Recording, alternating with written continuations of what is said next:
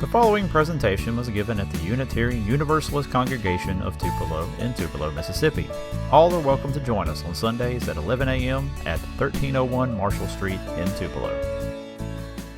When I was in the first grade, I rode to school with my mother, who was a teacher at the same school.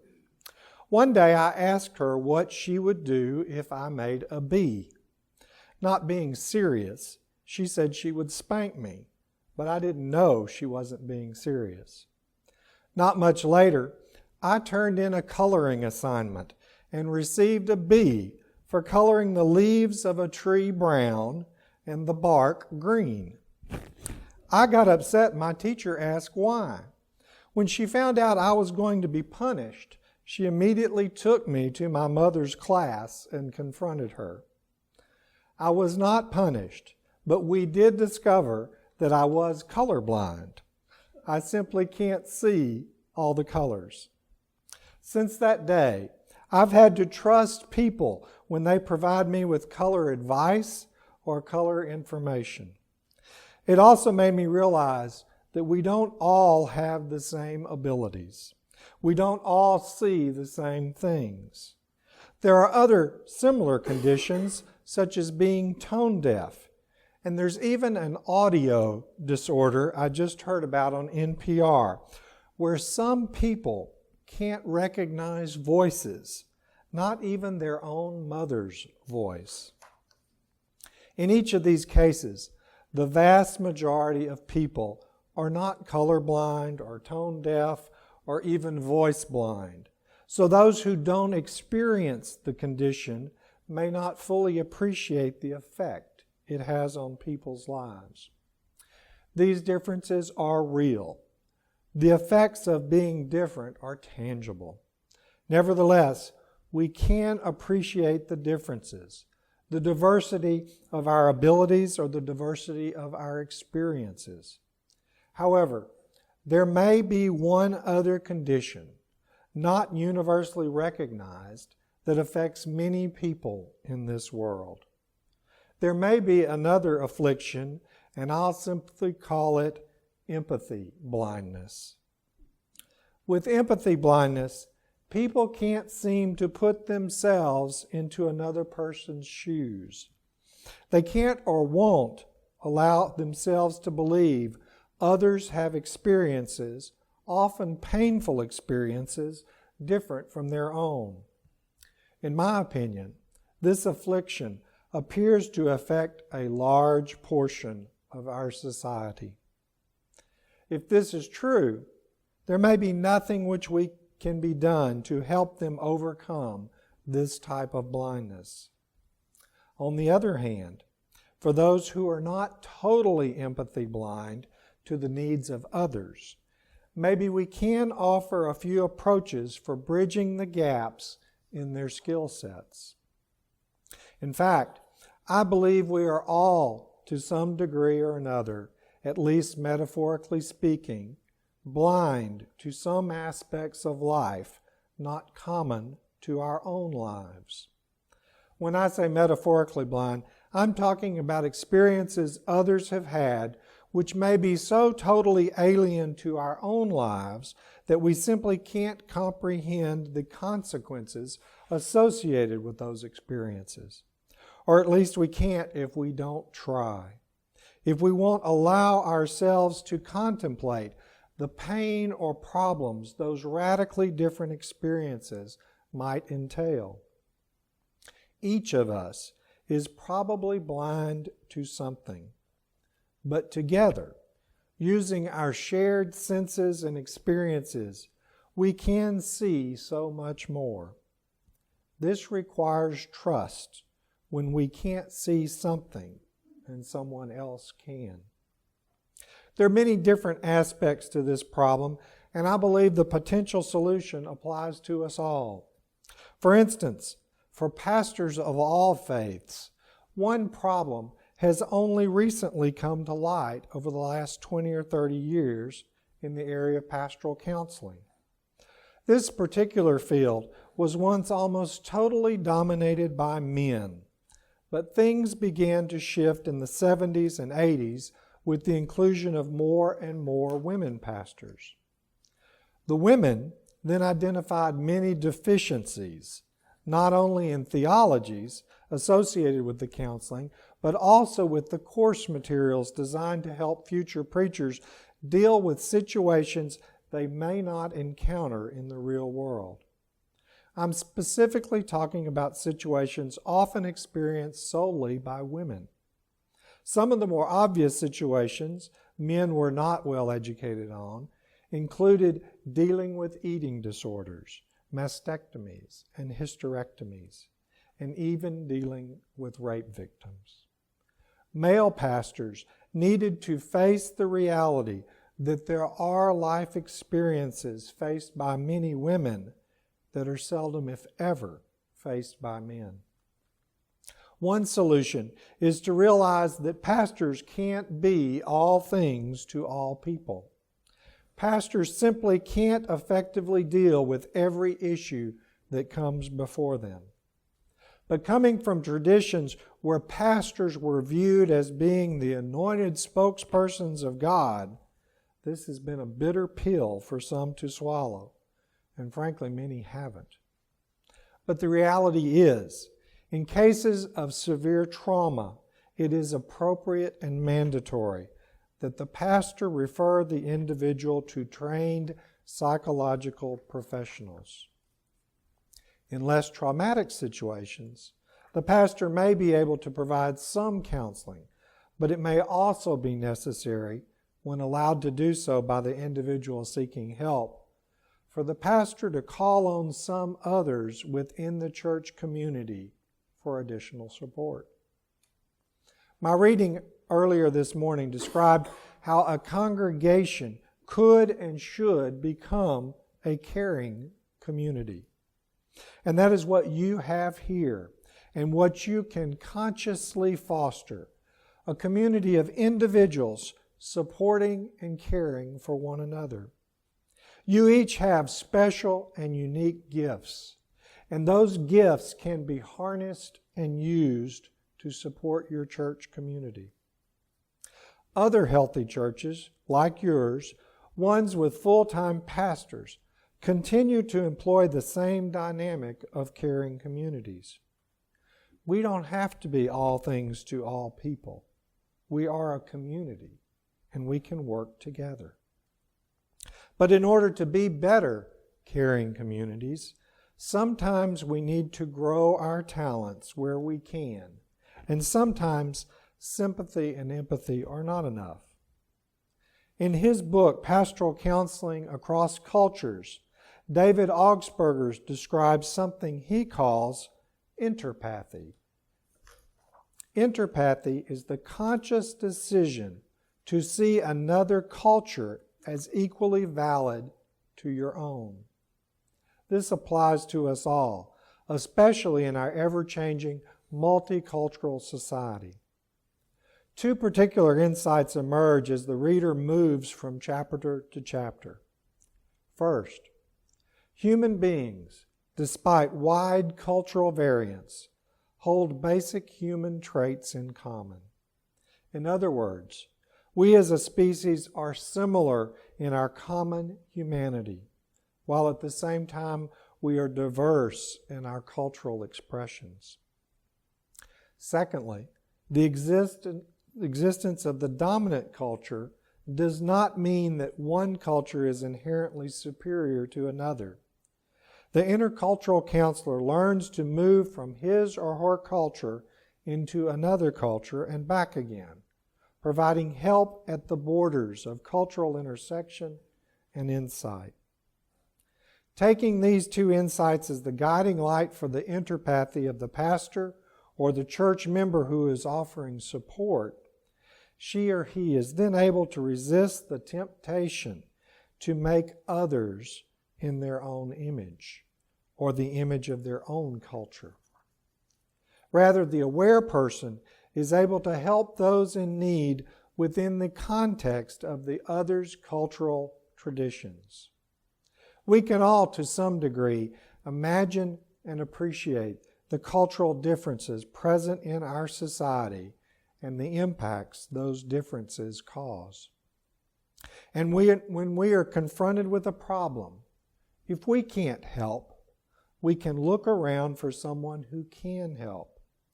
We don't have to be all things to all people. We are a community, and we can work together.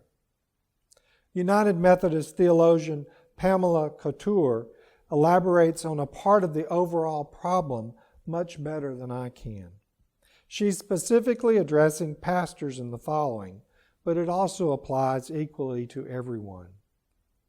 She says, in the individualistic society in which we live, we often believe that we are our best selves when we are autonomous, neither intervening in the lives of others nor inviting others to comment on ours. Yet many social theorists would say that the 20th century pastoral care and counseling movement has contributed to the spread the contagious disease of individualism. Americans have stressed the importance of the individual as a lever against the abuse of power in organized society. Our constitutional commitment to individual worth and individual rights sets the stage for egalitarian claims by women and people of color. Since World War II, however, even as women and people of color staked their claim with new urgency, the hand has turned. The commitment to the individual has been transformed from social criticism into status quo. In legal discourse and in culture, arguments on behalf of the rights of individuals that provided leverage for individuals within disenfranchised groups against larger power structures became arguments on behalf of individuals regardless of larger purpose and commitments. Attempting to live up to the socially reinforced belief that one is the God of one's own universe, an individual is led to deny the network of support that sustains that universe. Deluded into the error that all one has earned, one has attained of one's own merit, an individual who is his or her own God and his or her own creation is justified in abandoning other individuals and ignoring the common good. Instead, we know that sorrow and grief, as well as celebration and joy, are shared with the neighbor in the community of the congregation. No one person needs to do it all, but each can do a part. Knowing that the community together can accomplish what individuals alone could not dream of. The congregation is a community of friends who delight in one another, who help one another, and who hold one another accountable. Pamela Couture obviously calls on all of us to practice what we UUs preach. She calls on us to embrace the network of support that sustains the universe. She calls on us to embrace what we call the interdependent web of which we are all a part. We don't have to be all things to all people. We are a community, and we can work together. Unfortunately, there is a paradox. In order to work together, first, we must get in touch with our own selves. The heart and soul of everything I'm talking about can be distilled down to one concept, and that concept is compassion. There are people who are totally devoid of compassion. They are blind to both compassion and empathy, and sometimes they are dangers to society. In the extreme, a sociopath is someone who is devoid of compassion and empathy. But the vast majority of people are not blind to compassion. However, many people may be apathetic to the conditions of others found in the world around them. When I began to think about compassion in the context of this sermon, I didn't go to any of the major religions for inspiration. Instead, I immediately thought of Buddhism, which is more philosophical than it is religious. For me, Buddhists crystallize the concept around compassion better than almost anyone else. Christina Feldman, a meditation teacher in England, shares with us the following. The Buddha was once asked by a leading disciple, "Would it be true to say that a part of our training is for the development of love and compassion?" The Buddha replied, "No, it would not be true to say this.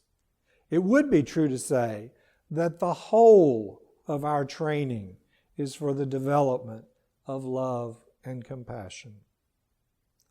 All the various expressions of religion and spirituality join in stressing the importance of nurturing love and compassion in the development of spirituality. Our own human experience supports the urgency and necessity for developing and actualizing love and compassion. The mind, which is disconnected from the heart, lacks a vision of interconnectedness and lacks the power of inner transformation. So, according to Feldman, first we need to make sure our hearts and our minds are engaged together. We need both of them working together at full capacity in order to function at our best. Jack Kornfield, a well-known Buddhist author and meditation specialist in this country, believes first we need to understand our own feelings, and one way to achieve this is through meditation or simply silent reflection. He uses a word I never use and which may need defining before I share his thoughts with you. The word is equanimity, and it means an evenness of mind, especially under stress. Kornfield says, "How can we reconcile the question of service and responsibility in the world with the Buddhist concepts of non-attachment, emptiness of self, and non-self? First, we must learn to distinguish love, compassion, and equanimity from what might be called their near enemies. The near enemy of love is attachment. It masquerades as, I love this person, I love this thing, which usually means I want to hold it, I want to keep it, I don't want to let it be. This is not love at all. It is attachment. And they are different. There's a big difference between love, which allows and honors and appreciates, and an attachment, which grasps and holds and aims to possess. The near enemy of compassion is pity. Instead of feeling the openness of compassion, pity says, oh, that poor person, they're suffering.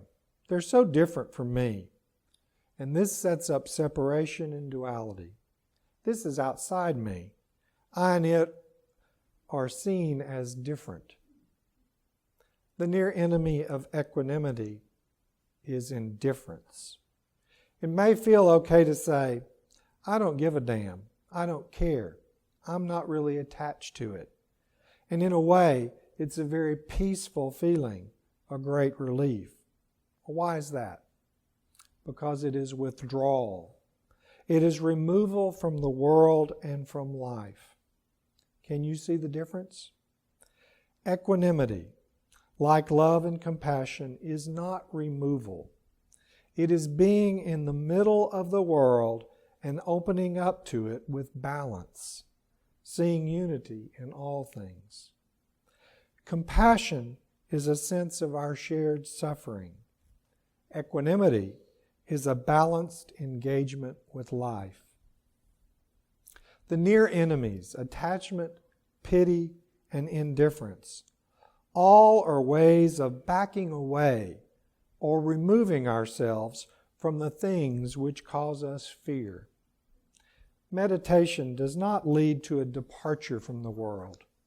It leads to a deeper vision of it, one which is not self-centered, which moves from a dualistic way of viewing I and other to a more spontaneous, whole, unified way. Cornfield simply asks us to get in touch with our feelings around love, compassion, and equanimity through conscious acts of meditation and reflection.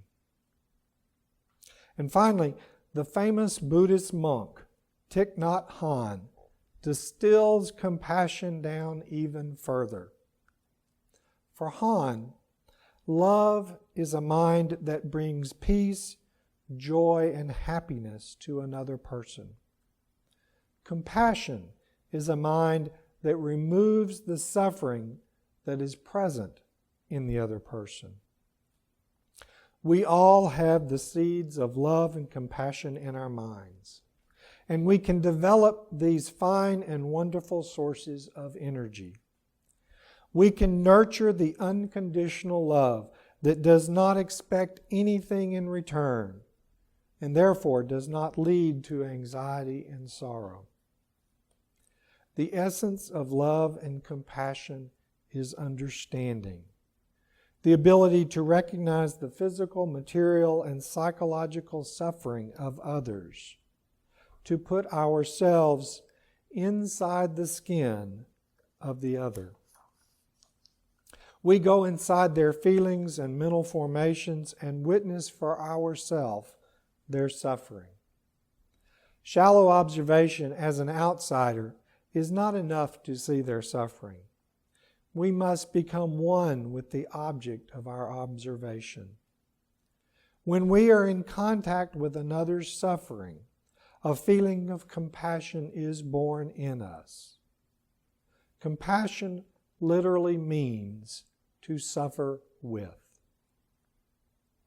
In conclusion, I have to ask, what are you blind to? What can't you see? Will you trust another who sees something that you do not? Will you allow your heart and mind to connect? Will you recognize in your own life the near enemies of attachment, pity, and indifference? Or will you practice a life full of love, compassion, and equanimity? Will you feel compassion, and are you willing to risk the suffering compassion implies? None of us can do all of these things perfectly. None of us has to do all of these things perfectly. We each have each other. And in the areas where each of us as an individual has difficulty seeing, we only need to call on someone else who can see better, and that other person can help us out. We don't have to be all things to all people. We are a community. We are part of the interdependent web, and we can work together. Together, we are whole. Namaste. Thanks for listening to the UUC of Tupelo's podcast.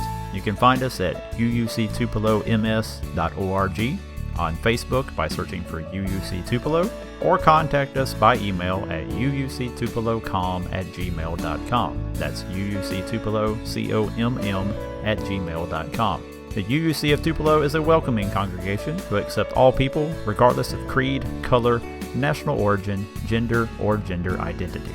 We hope you have enjoyed this podcast, and as you head on your way, go in peace, believe in peace, create peace.